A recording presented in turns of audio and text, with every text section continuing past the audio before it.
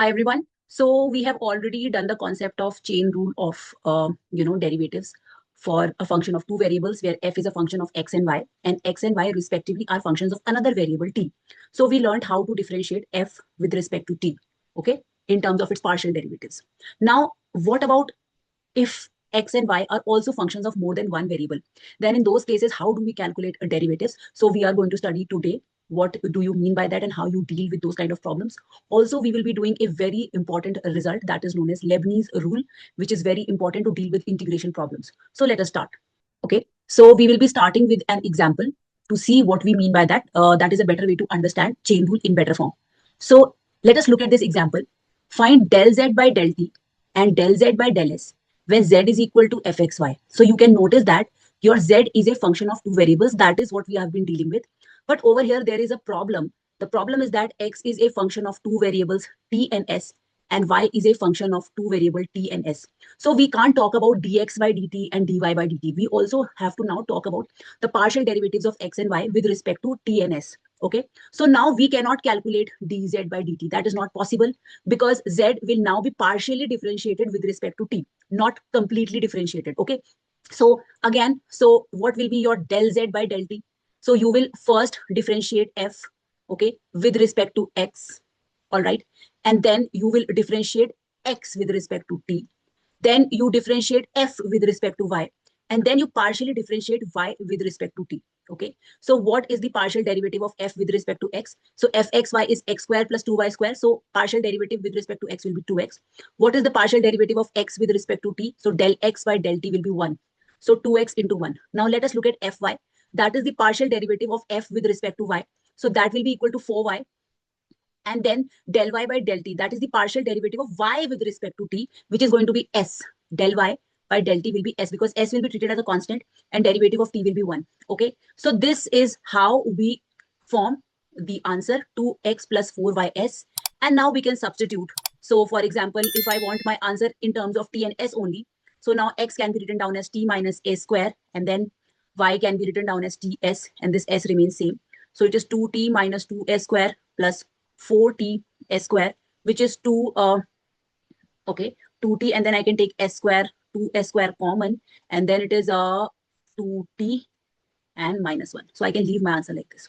Similarly, let us try to calculate the partial derivative of z with respect to the second variable s. So now del z by del s will be equal to del f by del x into del x by del s plus del f by del y into del y by del s. Now all are partial derivatives. There are no pure derivatives over here because of involvement of more than one variable in each case. Okay, so del z by del s. Now what is del f by del x? So del f by del x will be 2x. And what is del x by del s? That will be minus 2s. Del f by del y will be 4y. And del y by del s will be t now. Okay, so del z by del s is, let's take 4 common, minus sx plus t. And now you can substitute. So minus sx is t minus s square and then plus t. So that is how you calculate. So, this can be extended to as many number of variables as you wish. Okay. For example, if I have a situation like this, where f is a function of, two variables, x and y, and where x is now a function of, suppose, str, and y is also a function of str. So, now I can calculate, this is equal to z. So now I can calculate del z by del s, I can calculate del z by del t, and I can also calculate del z by del r. So for example, del z by del s will be fx into del x by del s, then fy into, del y by del s. Similarly, del z by del t is fx del x by del t, and then it will be fy del y by del t. Del z by del r. So again, take the partial derivative of f with respect to x, then partially differentiate x with respect to r, plus take the partial derivative of f with respect to y, and then differentiate y with respect to r. So this can be extended to any number of cases as you wish. So that is the concept of chain rule of partial derivatives. Okay, so now let us start with Leibniz formula. Now let us understand what is Leibniz formula. It says, suppose f, t, x, a, t, and b, t are differentiable functions. That means you can differentiate them, and that capital Ft is going from at to bt ftx dx. Then the derivative of f is given by this formula. So this is a very important formula. It looks complicated right now, but then you will understand how simple it is. Okay, let us try to create a proof of this Okay, so now you can see that if you look at this particular function ft, your ft is going from at to bt, and inside you have a function of t and x, which is integrated with respect to x. So integration is happening with respect to x. That means t is a constant, and the limits are in functions of t. Okay, so integration is with respect to x. So when you will integrate, t will be treated as a constant, but after integrating, you will apply the concept of definite integral and you will put the limits. Okay, so now let us look at this ft. So let us have some name. So let us assume that u is equal to at and v is equal to bt. Okay, then you can notice that your ft is a function capital H of t, u, and v. Okay, so now if I want to differentiate ft, f with respect to t, I will be applying the chain rule of derivative. So what I will do, I will differentiate h with respect to t, and then I will do dt by dt. Okay, so it is dt by dt, and then I will differentiate with respect to u, and then I will do du by dt, and then I will differentiate with respect to v, and I will do dv by dt. So this is the chain rule of derivatives. So f dash t is ht, that is partial derivative of h with respect to t, plus partial derivative of h with respect to u, and du by dt is nothing but a dash t because u is equal to at. So that is hu a dash t, plus hv, that is partial derivative of h with respect to v, multiplied by dv by dt. What is dv by dt? So v is bt, dv by dt is b dash t. This is what we have observed. Okay, now let us see and deal with each of these terms separately. So what is your ht? Your ht is, the partial derivative of f, that is del f by del t. Okay, so you are going to differentiate f with respect to t. So if this is integration at to bt, and you can write this is del f by del t. Okay, and f is a function of tx and dx. So I could, take the partial derivative inside when I'm differentiating with respect to t. Okay, because t is taken as a constant inside the integral. All right. Okay, so this is my ht. Now let us see what is my hu. Okay, so what is my h? So my h is nothing but u to v. So it is u to v f tx dx. So my h, if I, this can be written down as I can reverse the order of integration. That is, it can be minus v to u, okay, f tx dx. And now I am differentiating with respect to, you can see I am differentiating with respect to u. So by fundamental theorem of calculus, if you differentiate this function with respect to the upper limit, okay, with respect to the upper limit, what should be your answer? Your answer should be minus f t, and in place of x, you will be having u. Okay. Similarly, if you now look at, this is your hu. Now also your h is u to v f tx dx. Again, by fundamental theorem of calculus, your hv. So now you're differentiating with respect to this variable. It will be f t, and in place of x, you are going to write v. I hope everybody remembers what is fundamental theorem of calculus. Fundamental theorem of calculus says that if gx is equal to ax ft dt, then g dash x will be equal to fx. So that is what we are doing over here. Okay, so this is my hv, this is my hu, and this is my ht. So now let us try to put everything back into the formula and see what we get. So my f dash t will be ht. So what is my ht? So ht is at to bt, okay, del f by del t, where f is a function of t and x dx. Then I have hu a dash t and hv b dash t. Look at this hv b dash t. So what is your hv ftv? So plus ftv. So what was your v? bt. Okay, and what is your b dash t? Just write it like this. And then look at this hu a dash t. Hu is minus ftu. So minus ft at and into a dash t. So if you can see, we have proved our result. Okay, so this is Leibniz theorem. So what you have to do if you want to learn this, if you're differentiating f with respect to t, so first you write the integral and differentiate the integrand with respect to t. And then what you do, you calculate this function for x equals to bt, that is the upper limit, differentiate bt, minus, then you calculate this function for the lower limit at, x equals to at, and differentiate at.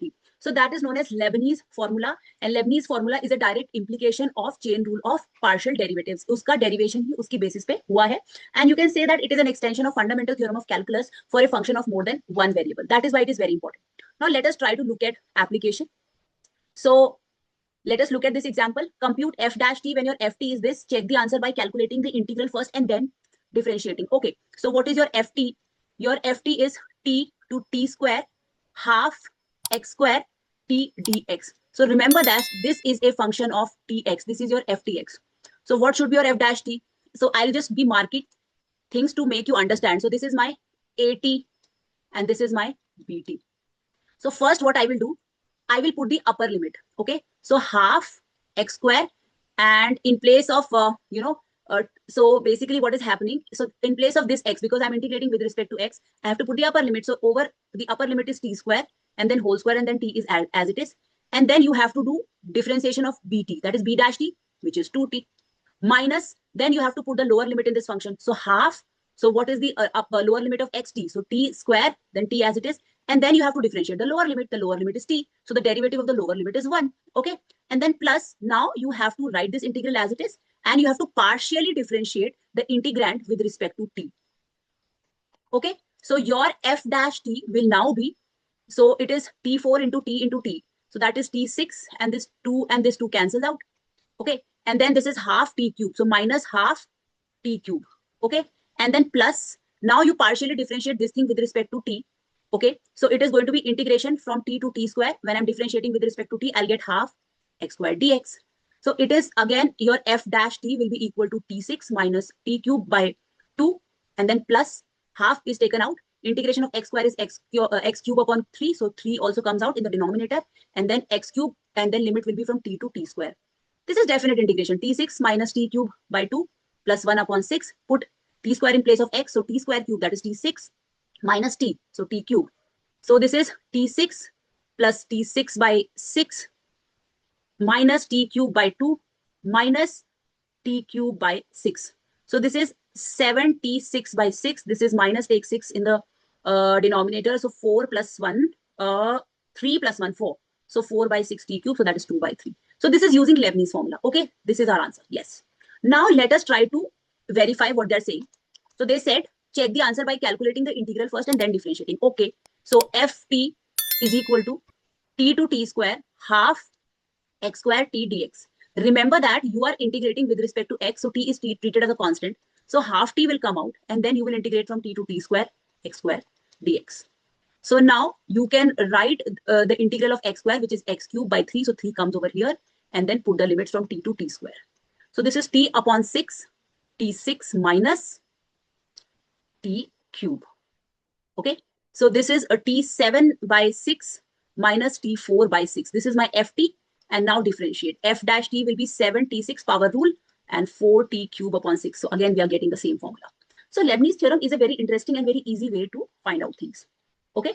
Now let us try to do the next example. Suppose that a small business earns a net profit yt at each time t belonging to 0t. So my time is in the closed interval 0 capital T. So capital T must be a constant over here. At time s belonging to 0t, the discounted value of the future profit is this. So this is the discounted value of the future profit, which is a function of s and r. The integration is from s to t, yt, e power minus r, t minus s dt. And we are integrating with respect to the small variable t. So now we want to calculate the derivative with respect to s by Leibniz rule. Okay, so first of all, let us try to write it as minus t to s, okay, and yt e power minus r, t minus s dt. Okay, so now what I am doing, I am differentiating this with respect to s. Okay, so that means first of all I will be what do I say? Okay, so first of all I will be partially differentiating this with respect to s. So minus t to s, so yt, and then this thing is differentiated with respect to x. So e power minus r, t minus s as it is, and now I'm differentiating it with respect to s. So differentiation with respect to x will be minus r minus 1 dt. Okay, and then what I will be doing, and then it is the fundamental theorem of calculus. So what does it say? It says that you have to now put the upper limit. So what is the upper limit? So let's keep a bracket over here, take the negative sign out.